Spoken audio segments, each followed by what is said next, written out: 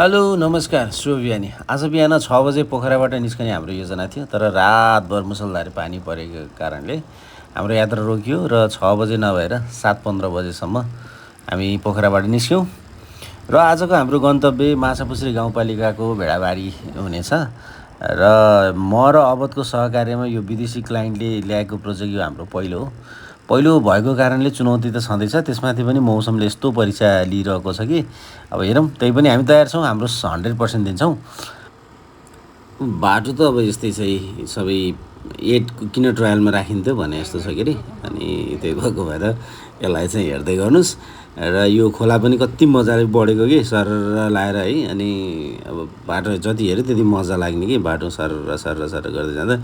र यो हामी यो कति राम्रो झर्ना है, त्यो झर्ना पनि राम्रो छ। ओके, हामीलाई व्यवस्थापन गरिदिने हाम्रो यो सबै सुटिङको अनि सबै चिज विदेशी क्लाइन्टलाई ल्याइदिने चाहिँ हाम्रो राजु दास हुनुहुन्थ्यो। उहाँ ठ्याक्कै भेटिनु भयो यहाँ। र हामी अब यसरी यहाँबाट अगाडि बढ्यौँ यो पुलमा। म यो भिडाबारी ठाउँ भन्ने ठाउँमा पहिला पनि गएको थिएँ सुटिङको लागि। अब चाहिँ हामी ठ्याक्कै आइपुग्यौँ, यो घरमा आइपुग्यौँ। यहीँनिर आज हाम्रो सुट हुने ठाउँ होइन। तिम्रो नाम के रे? शरद पौडेल होइन, सरदै हो। र यो बाबुसँग गफ गर्न चाहिँ निकै मजा आउने कि। हिजो र आजको सुट अब हाम्रो 2 दिनको सुट हो नि त। यो 2 दिनको सुटमा चाहिँ बाबु चाहिँ मिठो बोल्ने कि, यताउता हुन्छ नि। अनि त्यो भएपछि उसलाई चाहिँ जिस्काउनु मन लाग्ने है। अनि यसो जिस्काइहाल्यौँ, यसो मुड फ्रेस पनि हुने बच्चासँग जिस्काइसके पछाडि। र अब फेरि अब हाम्रो सुट सुरु भइरहेछ है। फेरि बनाएको छैन, अब बनाएर त्यस पछाडि जाने है। ओके, आज हाम्रो एउटा सुट चल्दैछ, भाइले खिच्दैछ, म एसिस्टमा बसेँ। ओके, हामी यो प्रोजेक्ट गर्दैछौँ र यो प्रोजेक्टमा चाहिँ स्पेसल हामीलाई कनेक्ट गर्ने चाहिँ उहाँ हाम्रो।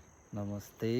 हामी चाहिँ आज माछापुछ्री गाउँपालिका वडा नम्बर 6 को भेडाबारीमा कृषकहरूको जीवनीको बारेमा सानो क्लिप बनाउँदैछौँ।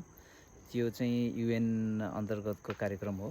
अब हेरौँ यसमा हाम्रो के हुन्छ। बाइ द वे, हामीले उहाँसँग एउटा पोडकास्ट गरेका छौँ है।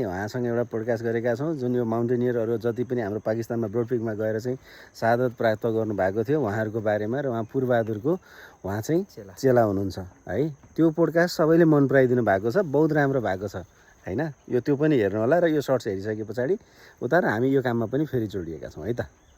धन्यवाद। नमस्कार। नमस्कार। के छ, सन्चै हुनुहुन्छ? सन्चै छु। तपाईँको परिचय भनिदिनु न। मेरो नाम लक्ष्मी दवाडी, माछापुछ्री 6 धिताल भेडाबारी। यो तपाईँले यो जति पनि कृषि गरिरहनु भएको छ नि, यसको बारेमा चाहिँ थोरै भनिदिनु न। के भनौँ, अब खासै लगभग 14-15 वर्षदेखि कृषि गरिरहेको छौँ। र जति पनि कृषि गर्दा बाधा अर्चना चुनौतीहरू त धेरै नै छन् होइन। जस्तै लगायो आधा घिरम्लाहरू कुहिएको पनि छ, त्यो पहेँलो पुरै कुहिएछ। अनि यस्तो पासाहरू पनि थापेको छु। यहाँ पासाहरू चाहिँ यो उसले देखेको छैन क्या, उहाँ गएर हेर्नु, त्यो चाहिँ झिगौरीको पासा हो उहाँ। मैले देखेको छु, हिजो मैले खिचेको थिएँ। त्यस्तो पासाहरू थापेर किराहरू नियन्त्रणमा लिएर तरकारी खेती गरिरहेका छौँ।